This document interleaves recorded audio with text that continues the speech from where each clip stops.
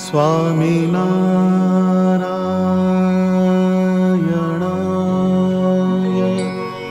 નમઃ.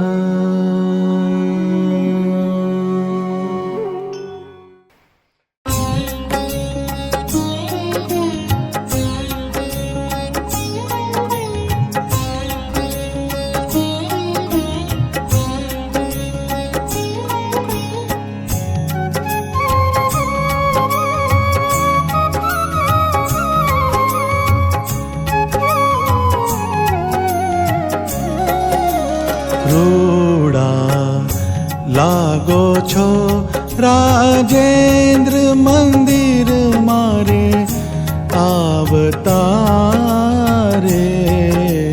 રૂડા લાગો છો રાજેન્દ્ર મંદિર મારે આવતારે. રૂડા લાગો છો.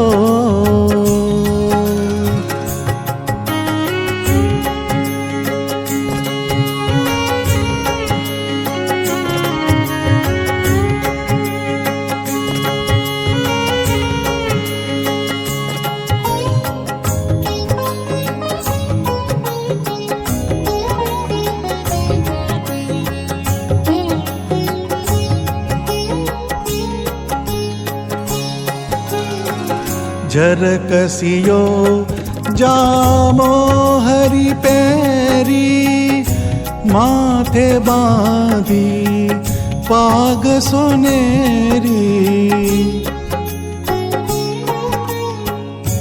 જરકસિયો જામો હરી પહેરી માથે બાંધી પાગ સોનેરી.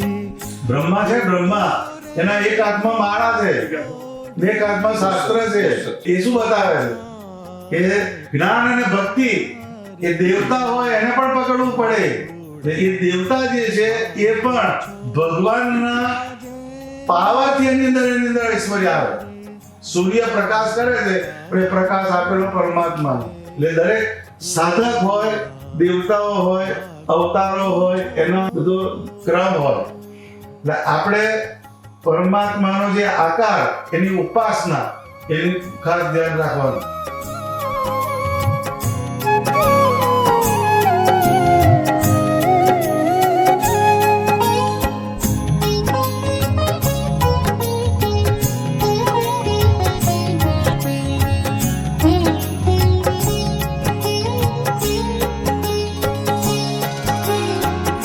હૈડે હાર ગુલાબી ફોરે ચિત્ત મારું રોકી રાખ્યું તોરે. હૈડે હાર ગુલાબી ફોરે ચિત્ત મારું રોકી રાખ્યું તોરે. ગજરા કાજુ બાજુ મન મારે ભાવતારે.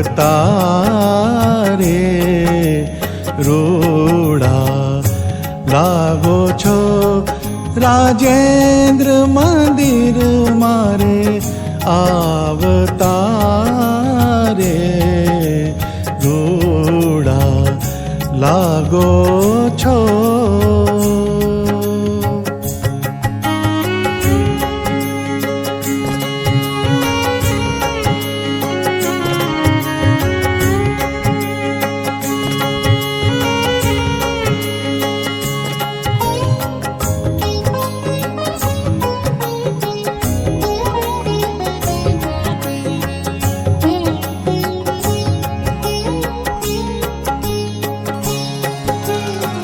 કનક છડી સુંદર કર લઈને ગજગતિ ચાલો હળવા રહીને.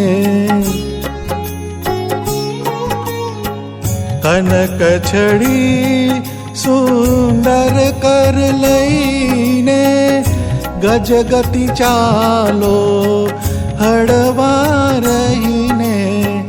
ચિતડું ચોરો છો મીઠું મીઠું ગાવતા રે રૂડા લાગો છો રાજેન્દ્ર મંદિર મારે આવતા રે રૂડા. તો કે ભગવાન જે છે એ ઘટ ઘટમાં વ્યાપીને રહેલા છે અને આપણા શરીરની અંદર રહીને આપણે જે સંકલ્પ કરીએ છીએ એને જાણે, જે આપણે અંદર વિચાર કરીએ એને જાણે એવા સ્વામિનારાયણ ભગવાન છે. એટલે એને કામ ક્રોધ અને લોભ આનાથી છૂટીને આપણે ભગવાનને ભજવાની આ વાત છે. આ ગીતાની અંદર 3 નરકના દ્વાર કીધા છે. એટલે કામમાંથી છૂટવાનું, ક્રોધમાંથી છૂટવાનું અને લોભમાંથી છૂટીને પરમાત્માના આકારમાં જોડાવાનું.